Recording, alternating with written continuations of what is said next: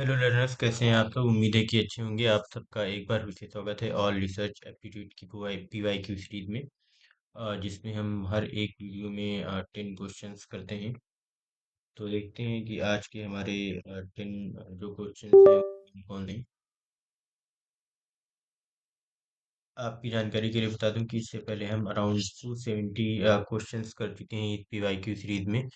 और इसके साथ साथ हम जो हमारी रिसर्च एप्टीट्यूड वाली यूनिट है, टीचिंग एप्टीट्यूड की भी पीवाईक्यूज कर रहे हैं, कम्युनिकेशन की भी और मैथमेटिकल रीजनिंग की भी। तो 2004 से लेकर के 2026 तक जितने भी पीवाईक्यूज आए हैं इन यूनिट्स में, वो सारे के सारे हम कवर करेंगे। तो हमारे साथ बने रहें और चैनल को सब्सक्राइब कर लें, ताकि जब भी हम वीडियो अपलोड करें तो आपको नोटिफिकेशन मिल जाया करे। तो देखते हैं हमारा पहला क्वेश्चन क्या है। Bibliography given in research report. आज के जो 10 क्वेश्चन हैं वो थोड़े इजी हैं और जल्दी हो जाएंगे। तो देख लेते हैं। Help those interested in further research, shows vast knowledge of the researcher, makes the report authentic, is an optional part of report. तो इसका जो राइट आंसर होगा, बिब्लियोग्राफी इस वजह से दी जाती है ताकि they help those who interested in further research, ताकि अगर उसको और रिसर्च करनी हो तो उससे उन्हें हेल्प मिली, वो स्टडीज और पढ़ लें जो रिलेटेड वाली हैं। The formulation of a research problem can be compared to laying the foundation of a building, building the walls of a home, polishing the doors of a building, constructing the ceiling of a house। तो जो formulation of research problem होती है, वो एक तरीके से जो building की बुनियाद होती है वो उस तरह से काम करती है, क्योंकि उसी रिसर्च प्रॉब्लम पर ही सारी की सारी थेसिस या जो सारी रिसर्च होती है वो बेस्ड होती है। Which of the following is a plagiarism checking website? की प्लेग चेक करने के लिए कौन सी वेबसाइट है?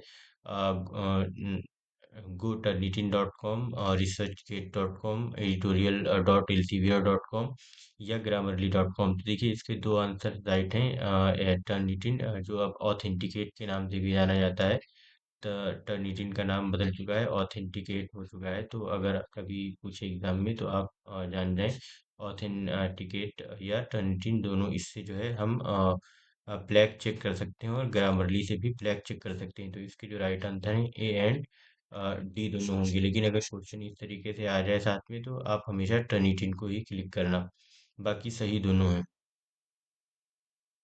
The research design is specifically related to which of the following features in research? तो इसमें जो रिसर्च डिज़ाइन है वो कौन से फीचर्स से रिलेटेड है? सैंपल सिलेक्शन से, फॉर्मुलेशन ऑफ ए प्लान से, deciding about tool for data collection से, या हाइपोथेसिस मेकिंग से, या choice of a field of inquiry से रिलेटेड है। तो हमें बताना है कि इसका राइट आंसर जो है वो क्या होगा। तो गाइस देखिए, जो रिसर्च डिज़ाइन होती है, वो एक तो सबसे पहली चीज़ हमारी जो रिलेटेड होती है वो सैंपल सिलेक्शन से रिलेटेड होती है रिसर्च डिज़ाइन।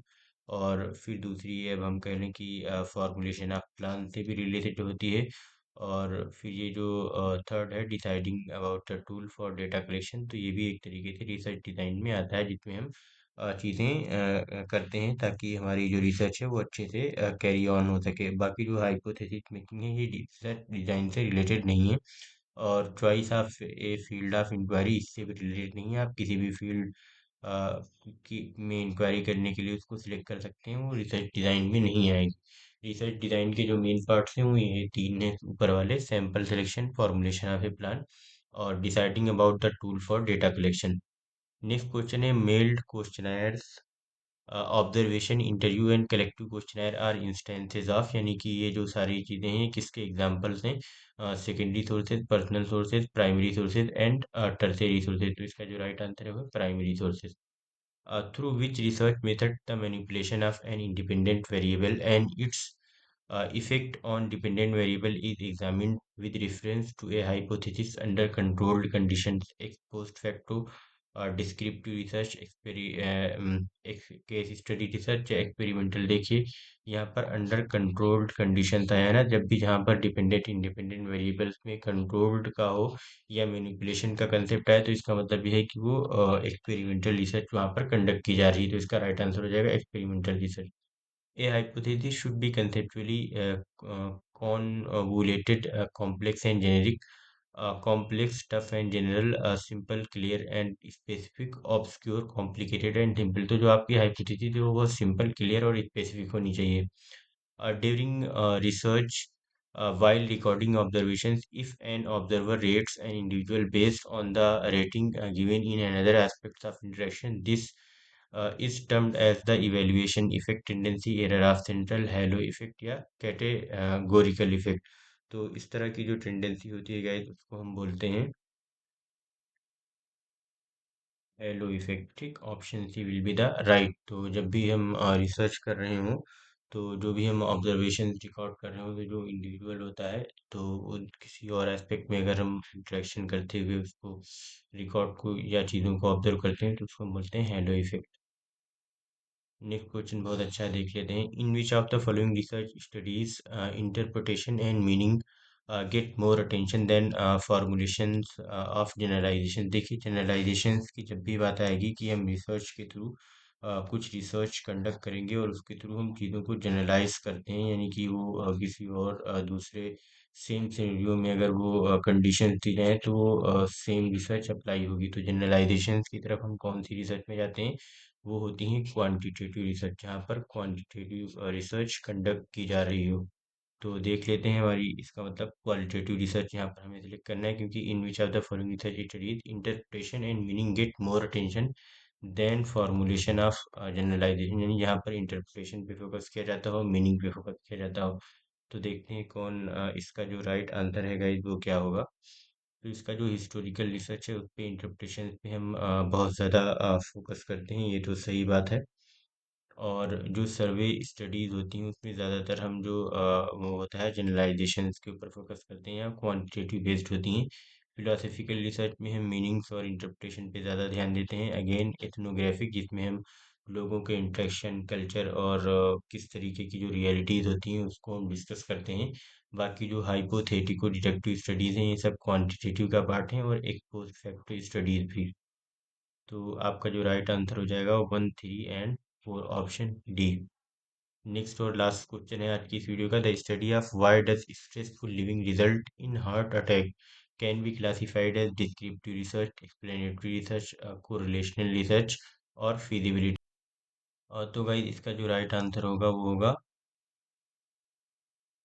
Explanatory research. क्योंकि एक्सप्लेनेटरी रिसर्च में क्या होता है, क्योंकि हमने जो हमारा जो क्वेश्चन है वो पूछ रहा है why does stressful living result in heart attack.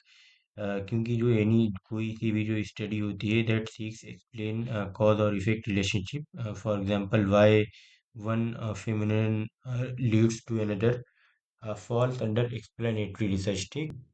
और जो हमारी डिस्क्रिप्टिव रिसर्च होती है वो डिस्क्राइब करती है कि व्हाट इज हैपनिंग, फैक्ट्स को, कैरेक्टरिस्टिक्स को, ना कि वाई को। ये वाई को आंसर नहीं करती है। जो हमारी डिस्क्रिप्टिव रिसर्च होती है ये वाई को आंसर नहीं करती है, ये व्हाट को आंसर करती है।